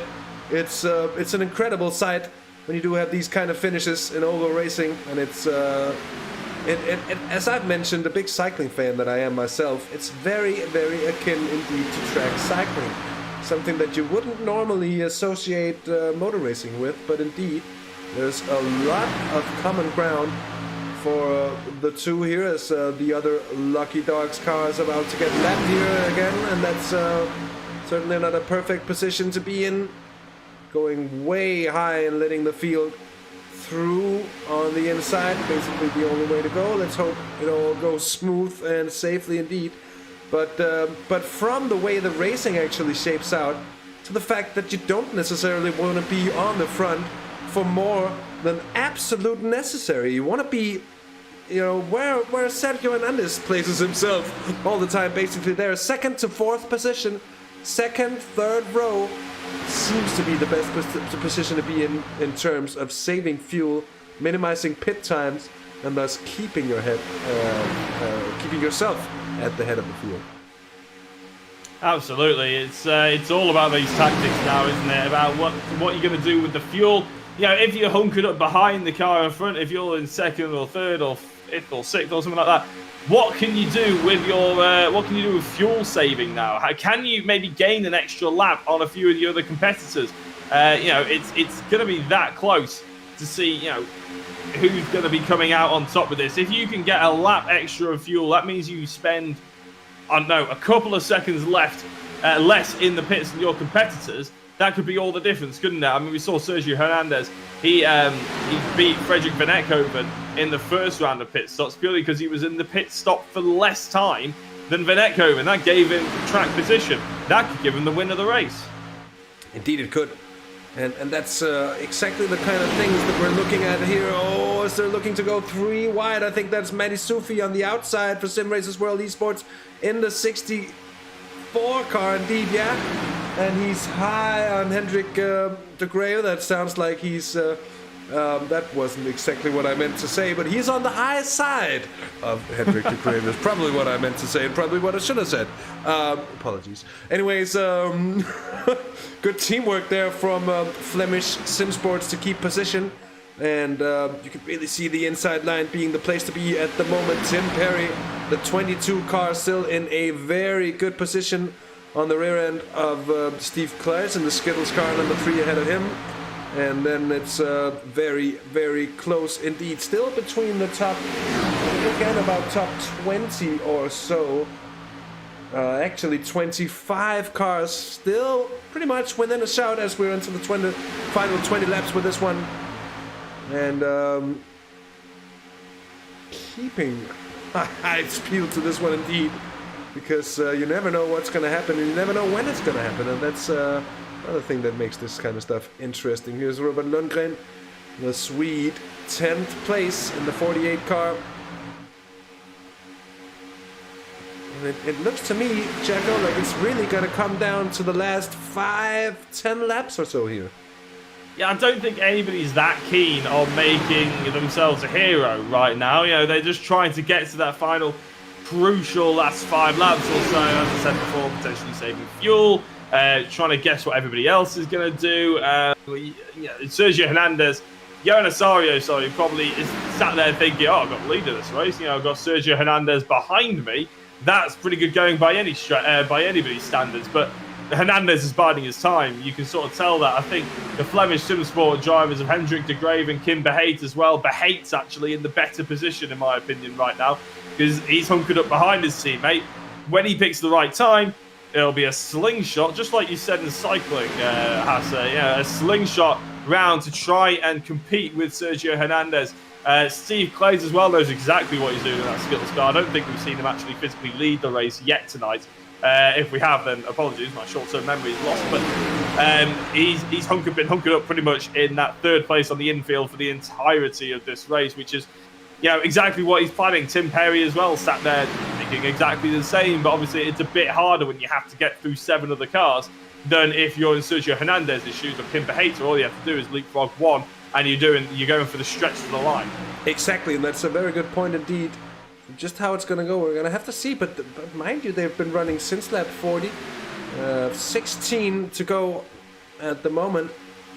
They're going 3 wide, actually. Sorry, Hasse. Simracersworld esports car. I think it was Matteo Sufi going very high and wide, maybe trying to slingshot his way up as well. Bart DeVos's going to take advantage. They've took back in now, but a few drivers maybe showing signs of getting a bit antsy. They don't want to stay where they are. They maybe want to try and push forward. We've got backmarker, though, in the way. Yeah, it's a good point. Like, when do you time it? Because you can't leave it too late. And if you're down a few positions, you've got a few rows of cars to get ahead of. There is work to be done. And mind you that a single position, it can sometimes take several laps to get past. It's all about how the cooperation works out. Just how much overspeed you can carry in that train of yours. How many cars are going to be willing to chip in with the bump drafting, if you will. That, of course, presents a whole unique set of risks as well. Well, bump drafting can just mean that you end up overheating your car, and obviously we've been a long time now without any kind of caution period. At lap 40, I think was the last one, as the outside line is taken up now by a back marker, the 73 car. Not sure who that is, as I cannot see my timing tower at the moment, but he's luckily just got out of the way anyway, so we don't have to worry about that. But we are in the caution period. Oh. What's happened, Hasse? It's a good question, as I'm struggling to figure it out. And we're going to have to see, I'm afraid, just see here from Johan Osorio's point of view. It could be somewhere else in the field. Still no real sights of what happened there. And Sven you can hear him on the outside. Yeah, you can hear him slowing down. So it leaves me to believe it's somewhere else on track, actually. And we're going to have to see just who it is. Could have been Ruben van Buell, perhaps. That's a good question. He's nowhere to be seen. It's on scenic cam. He's off completely. So apologies for a bit of a moment. There's Lucas de Belder. And this is a situation I actually haven't tried. Oh, was that Kenzie Newhoff? Kenzie Newhoff. Could that be it? That could be a solo incident there for Newhoff. If it is, let's see here. He starts to slow down as well. Down as well, yeah. So there is a car on the inside there. It's Adam Wright then. So Adam Wright. He's in the team down undercar. That's why I got confused with Kenzie Newhoff. He looked like he was parked. There he is. Yeah, there he was back on the apron. Oh, that looks like a very damaged car. Oh, so just what happened to Adam Wright in that situation? It's a very good call. I'm just going to see if I can find it.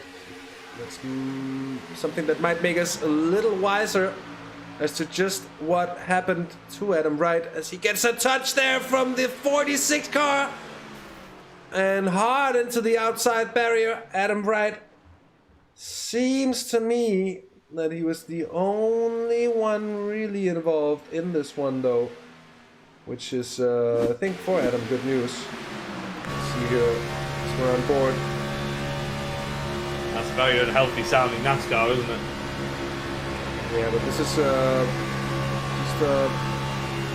nice. So mind you, have a look there to the inside. There's the 18 car. There should be another Simracersworld car to the inside of them, or does he get something else going here as we're trying to figure out just what happened to Adam Wright. So we seem to be an awful long way back from the actual incident here, actually. Let's get it there. That's the Ford Silla car on the inside. So, might have been a bit early here for Lucas de Belder. And that's after crash. post-crash, if you will, post-mortem for Adam Wright.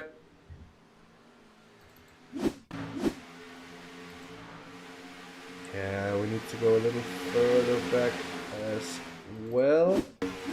So I'm looking at sometimes, and there's the contact. Oh, and absolutely nothing he could do about that. And your prophecy has come true indeed, Jacko. We're on to caution again for the third time. For the third time, I'm sorry, and we're gonna be just around, under 15 laps from the green flag at the end, though. So it's gonna be a dash to the line. Well, this is going to be whatever, this is going to be the telling point, isn't it? Does everybody flood into the pits, or do they stay out? It looks like, I mean, we must have had a complete lap under the safety car period, or caution period, sorry. And no one's really flooded into the pits, you could say, which surprises me slightly. But that must mean they're confident in going all the way, unless they're about to do it now, because obviously it does take a while for everybody to get round a lap of Talladega under the caution period, about a minute 35, a minute 40. So we could be seeing them dive in now, maybe not. No, we're going to the end by the looks of it. So that pitting on lap 40, everybody seems relatively confident that they can make it. Indeed. And, well, there you have it. It's going to be a race to the line from here, from what we can see at least. No one really interested in boxing. And you can see that the lights on the pace car has gone out, which of course, as always, means that the pace car is coming in at the end of this lap here. The cars are rolling into turn 1. It's going to be Jack Oliphant taking you through the restart, although we are, of course, still a little minute and a half away from it. Yeah, we've only got 11 laps to go. It'll be 10 when we restart, and that is going to be a real sprint finish to the line, isn't it? It's not enough time, really, for anybody who wanted to jump in the pits to take advantage of the extra tyre, basically, that they may have on the car. So they wouldn't be able to push as hard compared to everybody else. The time difference wouldn't be really as important. So it is going to be a very exciting sprint finish on tyres that maybe feel a little bit beaten up. Yeah, indeed. And whoever's done the best job of being smooth with them are probably going to have a bit of an advantage here towards the end. But the thing is that how much is it going to really mean in the end? Because if everybody's tires are still able to run the lap without really scrubbing off speed, it's not going to mean too much, is it? I just want to mention Philip Russell here in the 77, because we saw him so far up there after qualifying. Again, maybe not having had the best of races. Left down in around 16th, 17th place there before the restart. As we're getting closer to the aforementioned restart. But Ford Silla certainly in here. And also a bit surprised to see that the down under drivers are not really able to get the result in today. Frederik van Eekhoven 17th at the moment. Still, of course, we are not across the line yet. Still stuff could happen, but it's not an optimal position. Jacko Johan Osorio is about to take him away and go back to green here at Talladega. Yeah, we're about to round the final corner for what could potentially be the final caution period. Touch wood, and we're all hoping that is the case, because we want a 10-lap sprint to the finish. Johan Osorio about to drop it hard as they come out the final corner, and he's gone already. Boogity, boogity, boogity. Let's go racing. Sergio Hernandez is in second place. And actually, there's quite a big gap between Johan Osorio and Sergio Hernandez. I think the Spaniard got caught out a little bit there by his fellow Spaniard. Hendrik de Graaf in third place, followed by Steve Clays, Matteo Sufi. The Flemish Sim Sport boys have been broken up a little bit. They've got their, as I said, Clays and Sufi in the middle of them. That could be really detrimental to their hopes to take this victory away from the other drivers. Teamwork is going to be essential. Tim Perry goes around the outside of Kim Verheijen now, as well as they're going to go 3 wide. Bart de Vos, I thought, was going to try and sling it up the inside. They're going 2 wide for the lead of the race now. And it is Hendrik de Graaf piling the pressure on. He's leading the outside charge. A good restart again, and for the first time we're seeing drivers really try to get the jump. It took about a lap's time to get the front formation sorted. As you can see, drivers still clinging on to the rear end, just attaching themselves, if you will. It's of course possible. As long as you're in the slipstream, you're going to carry the overspeed, you're going to be able to get back up As you can see, it's Bram van Eyften and a few others there, Bart de Vos, and I think that's Arie Sejas. It's in 12th place. Alongside Robert Lundgren, 13th, and that's about it, because now I'm behind. Look at that, Stuart Musselwhite with Frederick van Eyckhoven is trying to get back up there in a spot of bother here, it seems to me. And that might be challenge over for Frederick. 10 laps to go. It's going to be very hard. Let's just see if they're able to gain back up. It's critical moments for the team down under driver. I think they're gaining back. I think they're gaining contact. And that's really important. And yes, indeed, as you can see, he slingshots past Stuart Musselwhite onto the outside lane. And he's going to have a busy old time now. He's trying to get around Arie Sejas as well. Van Eyckhoven making it 3 wide. Very, very high on the banking. And I thought Steve Claes was in trouble there as well, as he's trying to make it 3 wide at the front. Very much so. He's now getting a push from one of these Simracersworld's cars as we're looking at a 3 wide situation. And this is getting several rows of cars 3 wide into the corners. We have yet to see this, and we're into the final 10 laps. This is really where it heats up. Mind you, Sergio Hernandez, after winning round 1, is in a very good position to, if not win the race, at least pick up some all-important championship points by finishing just on or around the podium, which, given the situation that some of the rivals face at the moment, could be enough for him. But let's just see here. We're on to 8 laps till we see the checkered flag. And the action is really getting spicy here. By the way, Johan Osorio has led for a long time now. He's still parked up in the lead position. And you just have to expect the move to come at some point from Sergio Hernandez. The thing is that if you wait until it's too late, you might find yourself boxed in as well. And as someone said in chat, and I don't really remember who, by the way, that's Thomas Smets, of course. Yet another word of wisdom from Thomas. And the fact that oval racing is much more like chess played out at the plus 300 kilometers an hour. Plus 180 miles an hour, if you will. And that's exactly what we're seeing here. This bunch, this battle, all trying to get on Van Eyften, and there's contact, and there's a big one going through the field. And of course, back onto yellow flag we are. Oh my word. Yeah, that was a big one. That was what we were pretty much promised from Talladega, to be honest.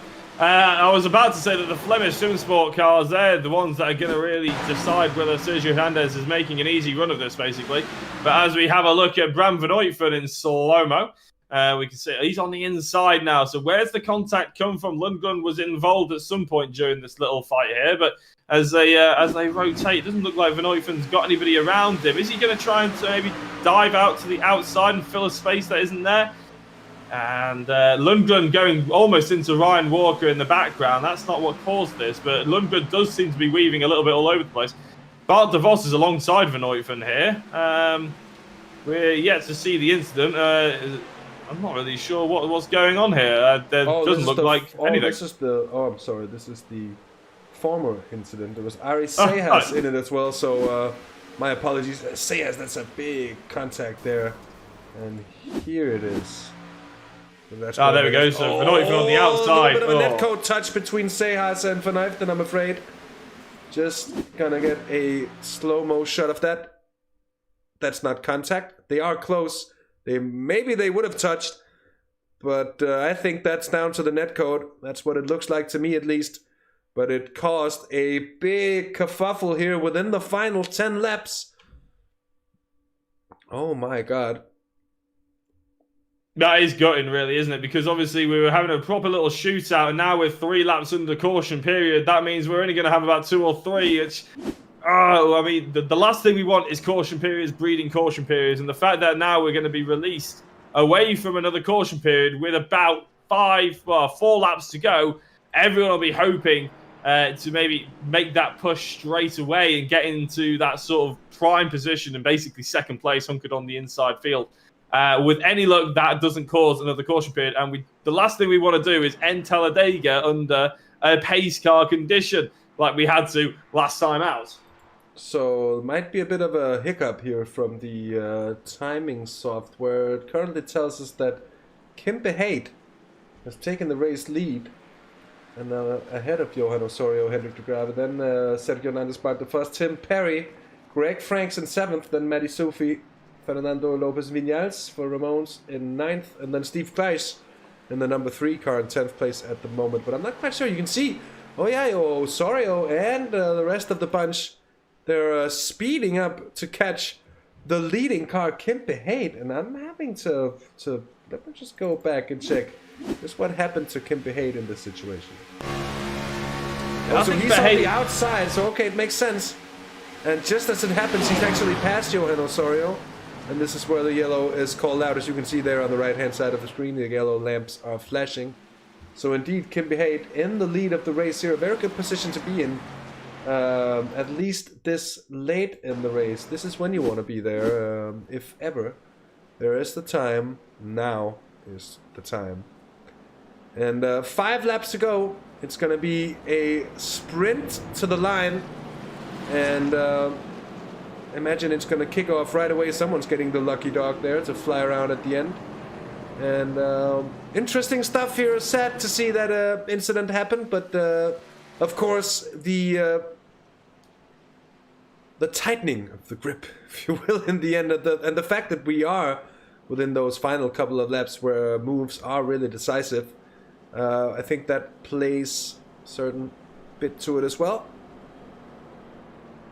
Well, I think that the fact that Kimpe Haight had his nose in front as we had the caution period pulled, he must have had it there for about a second or two, is going to be key. And, to be fair to Ian Roots as well, he called that Flemish Simsport would be one of the front runners thanks to the fact that it's probably going to be a team game. They've got 2 cars there now. They're the only team with 2 cars in the top 10, apart from, to be fair, Simracersworld, who've got Gregory Vansky and Matteo Sufi in 7th and 8th. But they're the only ones that sort of got that, 2 drivers who are in contention for a race win, who can help each other here, compared to the likes of Sergio Hernandez, who's on his own at the front, and Johan Osorio, the Ramones Oval Spain car, right at the front as well. So watch out for the Flemish Simsport drivers really boxing in the others and trying not to release them so they can make any overtakes. Just looking at the incident again, though, it is so unfortunate for the likes of Robert Lundgren, who just got spearheaded into by Van Uytven and Ari Sejas as well. So, Lundgren, he's had his fair share of bad luck tonight. Hopefully that'll change next week. Yeah, I'm afraid Sejas is the culprit here as we're on board here. As you can see, just makes contact as he doesn't kind of leave his line. But whether there is contact or not, if it's a netcode, it's a slight one. And it could just have been, instead of having actual contact, if you will, the contact could have been inevitable here. Sejas goes into the wall. Really nothing to do for him in that situation. Well, causes the last, or I hope, what is the last caution period of this race. We're going to go green with 3 laps to go, which is going to be a very hectic few seconds or minutes. It's going to be, well, just 2.5 minutes of green flag action from we go green here as the pace car lights are, of course, off. The field is lining up. It's going to be Kimpe Haight for the first time this race in charge of this start. And you know what, Jacko? A good start, a good restart here. That's going to be crucial to your chances at the finish line, and of course the other way around as well. If you don't get a good start here, you're gonna be in a heap of trouble. Yeah, I mean, you get a good start. We saw it last time. Johan Osorio got an absolutely awesome start, but he was caught up within half a lap. So as Kimpe Haight is going to start us off, he's going to have that in mind. And I'll pass over to you, Hasse, for the restart for what will hopefully be the final time. We're really hoping for it indeed. Should have a 1-to-green situation regardless, should the incident be out. But I think the drivers know just what they're doing here. And let's see here. Haight goes early. Team communication, you can see as Hendrik de Graaf gets the run on Johan Osorio. And the question is if the Ramones car is going to be able to jump there as well on him. Sergio Hernandez stays on the train of his fellow compatriot. And there's a good gap down to Bart de Vos as well in behind, who's there in the number 6 car ahead of Tim Perry. Oh, and there's a huge gap down here as well. So you can see that 3 laps. Not sure they're going to be able to close it up. This is the first time we've really seen these kind of differences appear immediately on a restart. And we're going to have to watch there further back as well, because that could spell trouble. The way it's bunching up here around Ryan Walker and one of the Simracersworld esports cars on the outside there. 2 of the Team Down Under machines trying to gain positions as well. Back up to the leaders. This is now Johan Osorio. Oh, what happened? What happened to the Flemish cars? Because they've lost positions, they've lost pace, and they've lost, well, crucial positions. They might have just said to one another, you know what? It's not going to work out this. We're going to have to just try to get another run on this top 3 now. Bart the Fuss there in a very good position, I take it, Jacko. And this is now a more limited selection that still has a chance to go for the race win. 2 left to go. Yeah, and yet again, Sergio Hernandez in the prime spot, but the 2 Flemish Sim Sport cars are coming back. And the last thing Hernandez wants to do is to wait until those Flemish Sim Sport cars have boxed him in, because then he won't be able to get out to overtake Johan Osorio, even if he gets the overspeed. You're right, Bart de Vos is in a nice little position. I think Tim Perry's probably too far back, especially to dive out, considering the Flemish Supersport guys are in the way. We're about to go on to the final lap of the race with Johan Osorio in the lead. Sergio Hernandez in second place. When's he going to try and make the move? Is he going to be able to? He must have the overspeed at some point, but he's just being patient. He's a champion for a reason. They come round onto the back straight. Hasse, it all comes down to this. Yeah, indeed it is, and now comes the charge from the Flemish cars as well. Look at that here at the Grave, and Kim Behade working together to get the speed, to get the run around the outside. They've boxed in Hernandez now. He's not going to be able to get out of there. I see there isn't really space as they round turn 2 for the final time. It's just going to be the kick. Oh, and they touch, and it's not going to be anything. It's the final lap, and I think it's going to be Osorio all the way. Let's see. It's going to be the charge. And who's going to be able to take it away from it? I don't think anyone is. It's still boxed in there. Sergio Hernandez tries to make the space, and it is Johan Osorio for Ramones. A first win for him and the team. Sergio Hernandez gets second, and Kim Behade for Flemish Sim Sports in third place. Bart de Vos there for Drive Sim Solutions. Volante gets 4th, and Hendrik de Grave gets 5th place in the end. Tim Perry 6th, Greg Franks in 7th, then Frederick van Eekhoven 8th, Fernando Lopez Vinales in 9th, and Maddie Sufi in 10th place. Amazing finish there. That was really good. Kim Behade, Bart de Vos, 1,000th of a second in it. Hendrik de Grave and Bart de Vos, actually, not even 1,000th. It goes down to 4 decimal places before you can split those 2. Absolutely brilliant photo finish to his max, but Talladega didn't disappoint, did it? It was promising a close finish, and a close finish is exactly what it gave us. Kim Behade finally got the charge on, and the Flemish Supersport cars, maybe they left it a little bit late. They didn't quite get the track position earlier on after the caution period.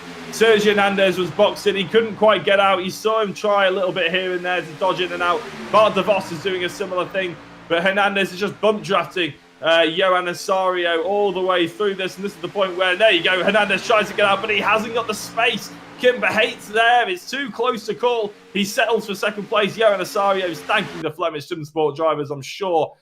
Thank you very much, boys. He'll take his first victory of the season. Yeah, indeed. Just slowing it down here so we can see Hernandez as he's trying to find a way past, and they know they cannot go down below that yellow line to pass. There just isn't the space, and there's still the overlap from the Flemish cars on the outside. He's not really going to be able to do anything about it. The push is happening for the 86 in behind. That's going to bring them in front of Bart de Vos, who's trying to get something done as well. But they're all boxed in, as you can see. Hernandez, he could have tried something, but across the line, there is no denying Johan Osorio the victory here. A beautifully timed run-in. And Ramon Spain, I think Johan Osorio there did what we perhaps have thought wasn't really going to be able to be possible in the end, because he really did well, and he wins it in the end. 0.06 of a second is the gap to Sergio Hernandez, a 10th to Kim Behade. I should say, Bart de Vos, Hendrik de Grave, they're so close. The top 6 within 0.2 of a second, and then Greg Franks, Frederick van Eekhoven, as I said, Lopez Vinales, and then Maddie Sufi, Ian Roots in 11th, Adam Wright 12th, Kenzie Newhoff 13th, then Ryan D. Walker, John Tusting, and Paul Gosling, the 2 Quantum cars, 15th and 16th. Then we have Lucas de Belder and Stuart Musselwhite in 18th place as we scroll down the list here.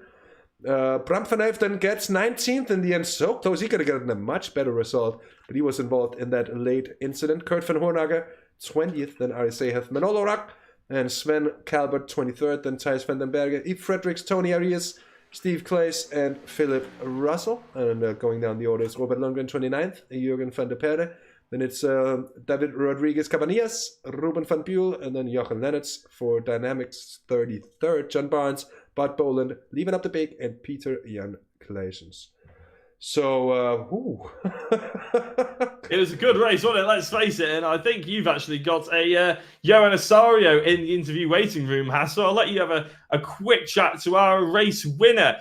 We've also got a few other drivers in there as well, but I think everyone will be hoping to hear from Johan, a driver we haven't actually spoken to before, which is going to be very exciting indeed. And I'm sure he'll be a very pleased driver as it is. Yeah, let's get him in here indeed. Johan Osorio. Here it is. Johan, congratulations. What a thrilling finale to this race. Amazing white flag lap that we had there and beautiful scenes. Did you think it was going to be possible to defend that position all the way around? Thank you, guys. Please included my teammate Ari. Ari Seehoff in my trailer for today, please. We'll do. Oh, he's in there now. Oh yeah, there he is, Ari. So yes, Ari Seehoff joining us as well. So we got a double interview here from the Ramones Oval Spain team. But the question still stands. Amazing final lap, and Johan, did you think it was going to be possible to keep Sergio and the rest of the bunch behind you coming into that? En la última vuelta, ¿creíste que era posible mantener el liderazgo adelante de Sergio y del resto de los muchachos? Sí, la verdad que se me da bien los super speedway. Tengo ya alguna experiencia en Talladega y Sergio, la verdad es que venía empujando muy bien. Veía que con su ayuda, la verdad que lo que intenté es mantener la línea lo más firme posible y no dejarle espacio por el interior para que él no me pasara, y sabía que de esa manera pues iba a poder llegar primero a la meta. Yes, I really like super speedways, and I tried to stay behind Sergio because I know him, and that was a good chance to take the win. Indeed, and nice with the translation going on there. Beautiful effort, boys. I just wanted to mention that. But a win here at Talladega, round 2. It's going to open up the championship completely, and it very much puts Ramones in the fight there against Lucky Dogs. Is that a prospect you were hoping for coming into this series? Por ser la segunda carrera y la victoria, se abren muchas posibilidades en lo que respecta al campeonato. ¿Cómo te ves de cara al campeonato? Bueno, la Super Speedway lo que tiene es que pues también tiene algo de suerte, ¿no? Super Speedway is a lot about luck. Pero bueno, el campeonato está bonito. Somos un equipo que nos dedicamos exclusivamente al oval y creemos que podemos specialized in oval racing. Y creemos que podemos dar alguna sorpresa más adelante. And we believe we can bring a surprise in the future. Okay, thank you so much for joining us, both of you, for a brilliant interview. So nice of you. And before we let you off the hook, both of you, is there anyone you'd like to give a thanks or a shout out to while you're on the air? Agradecimiento, Johnny. Bueno, primero que todo a mi equipo, a Ramones Oval Spain, por supuesto, a nuestros colaboradores que siempre están ahí con nosotros, y a la organización. Muchísimas gracias por el campeonato. Estamos muy contentos de estar aquí y esperamos crecer junto con vosotros. Well, thank you to the sponsor, to the team, Rock City, Block the Rock, Subterráneo.com, Territorio Musical, BJ Sim Racing, Manatee Spotter y la NASCAR. Thank you to you for the broadcasting. It's really, really nice. And the league, of course. Well, thanks for the kind words. Thanks for joining us for this interview, and we'll hope to see you, both of you, again for an interview in one of these races. That was a race winner, Johan Osorio, translation by Ari, his teammate, as well. And we've got our third place finisher in here as well. It's Kim Behate ready to talk to you with Jacko leading the word. Kim Behate, congratulations on what was a pretty miraculous comeback after not a brilliant qualifying session. You fought your way up 21 places in the end to finish third. That must be pretty satisfying from a Flemish Simsport perspective. Hi guys, yeah, really satisfying. Actually, we decided not to qualify and hope to be all the way back to the grid and just wait and see what happens. But it seems like a lot of guys decided not to qualify. That way we still ended up mid-pack. So it was quite scared to get started. But it was surprisingly a really clean and fun race to do. It was satisfying until the last minute.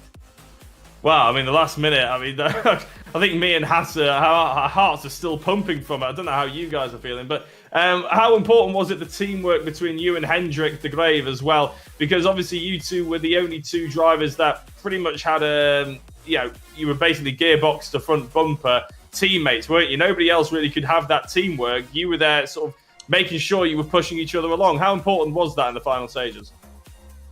Really important. Even from practice yesterday, we decided that it was going to have to be really on key to be together and to help each other out. So really a massive thanks to Hendrik for the help that he gave. And it was always watching the engine temps, giving enough cooling to the engine, then coming back close to give a little push. But not only our engines, but also our heartbeat was going quite crazy. I can imagine so was ours, even just watching it. Sergio Hernandez was tucked up in second place behind Johan Osorio for a long time. We were backing Sergio, the fact that he could get the overspeed on Johan in the final lap or two. The fact that you came up alongside and sort of boxed him in is the reason why he didn't get that opportunity. Was that a tactic that you wanted to do, making sure that no one could come out on the outside? And is that why you were sort of hunkered out on the outside in the end? Yeah, well, I had a bad restart and lost some places then, and then went back inside, closed the gap, chose to go to the outside line, and then I tried to use as much side draft as I could to gain the positions. And once I came beside Sergio, I still wanted to keep on trying to use the side draft, and of course try to box him in a little bit, so we might even gain that position, but that just didn't work enough.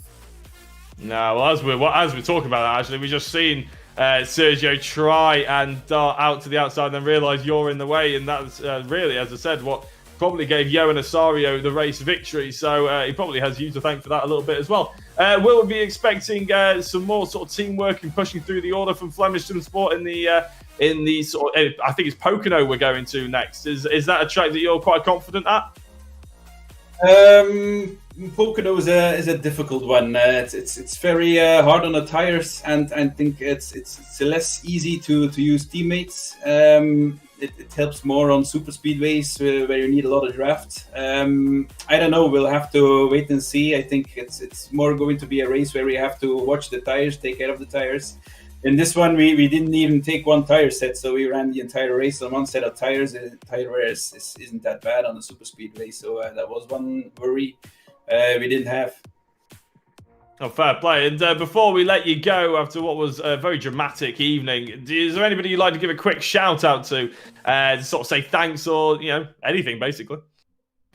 Well, my teammate Hendrik, in the beginning of the race, he was involved in an accident, had damage, had to pit and use his fast repair, so he came back from even further than I did, and then all the help he gave. So special thanks to Hendrik for this evening. Yeah, big up Hendrik, and we'll let you go, Kim. Thank you very much for jumping into the interview box, and congratulations on the third place. Good evening, guys. So that was Kim Behate of Flemish Simsports, our third place finisher today. We've got the big boss in the booth, as always. He's back. What would it be without a word with Ian Roots? Ian, welcome to the booth. Thanks for joining us post-race. What a great race. Great track, Talladega. Great addition to the season, indeed. At least that's my humble opinion. And an amazing, really clean, fantastic race we've had tonight. I must. I take it that you're happy about it. Incredibly. Good evening, gentlemen, by the way. I just wanted to ask you guys, what was it like to watch? Because it was intense. Obviously, I'm guessing all the teams do the same as we do. We're all in the Discord talking to one another before the start, bit of team banter and wishing everybody good luck. And I don't think many people said much for the entire 90 minutes because it was intense out there. Yeah, it was very much the same experience we had. I think with like just having to keep your eyes on everything all the time, and just the pack of cars that just seemed like a dynamic, moving, living, organic mass just moving along at 180 miles an hour on this track. It's an incredible sight to see. That's exactly how it felt, to be honest. It was kind of working the side draft, working the bump draft, and the outside line definitely was the way to go tonight. That was where it seemed to be, but only if you had the guys prepared to run bumper to bumper the entire race. And obviously you have to pull out of the draft and cool the engine and put back in again, and it probably looks like a bit of a snake at times, but working that oil and water temperature was absolutely key tonight, because if you didn't pay any attention, it would be skyrocketing and it would be race over. But no, it was a good race. Really, really pleased with that race. It was, I think everybody needed a bit of had to have a good race just to boost the confidence, and I think that's what's happened tonight. So a great race here at Talladega. Ian, next round, next Monday, we're going to Pocono at the Tri-Oval there.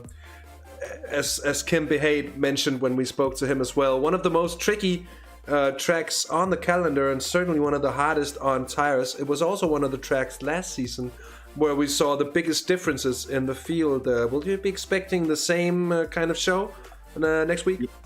I would guess so. There are some very, very seasoned, shall we say, rookies in inverted commas out there. I think the strength for field tonight was nearly 1,800. So that just goes to show that there are some pretty fast guys out there and been doing this a while. But no, Pocono, I quite like it. It's a good track, but you really have got to look after the tyres. And yeah, it will be a tale of two stories, I think. But nonetheless, really looking forward to it. The season's picking up pace now, and with the confidence booster that everybody had tonight, I'm hoping that we carry that forward for next week. It's going to be great to see. So, by the way, don't you miss it, of course, next week, same time, same place, here on Simracersworld TV. Ian, before we let you off the on-air hook here, is there anyone you'd like to give a special thanks or a shout-out to? Yeah, the team, obviously. They worked really well together. We had a new driver in tonight, Ruben, new to NASCAR. I think he had a bit of a wake-up call towards the end. It's tougher than it looks. But other than that, I just want to thank Adam Wright tonight, because if it hadn't have been hit for him in the last 5 or 6 laps, I probably would have been in the 20-something position. But he tagged on the bumper, and it's true what they say at a super speedway, 2 cars travel faster than 1. And so big thanks to Adam. Yeah, that's great to hear, Ian. Thanks for joining us as well for this post-race talk. And as always, I'm looking forward to having it again. Yeah, catch you later, guys. Good night. Cheers. So that was the big boss of Simracersworld, Ian Roots. A bit of a talk about the prospects of the coming round at Pocono, which is, of course, coming up, as I said, this coming Monday. In 1 week from now, it's going to be a show indeed. A little bit different than tonight, but I promise you, on behalf of myself and Jacko as well, that it's going to be very, very interesting indeed. And with that said, from myself and Jacko, it's going to be time to round off tonight's broadcast. It's been our utmost of pleasures having you all along. Thank you so much for tuning in with us here on Simracersworld TV for the SRW DYNAMIXX NASCAR Winter Series Round 2. And do leave us a like if you like what you've seen. Subscribe for more great sim racing action here on Simracersworld TV. And with that, all that really remains to be said from Hasse Rømer and from Jack Oliphant here in the booth is thanks for tonight. Hope to see you again soon. And until next time, take care, have fun, and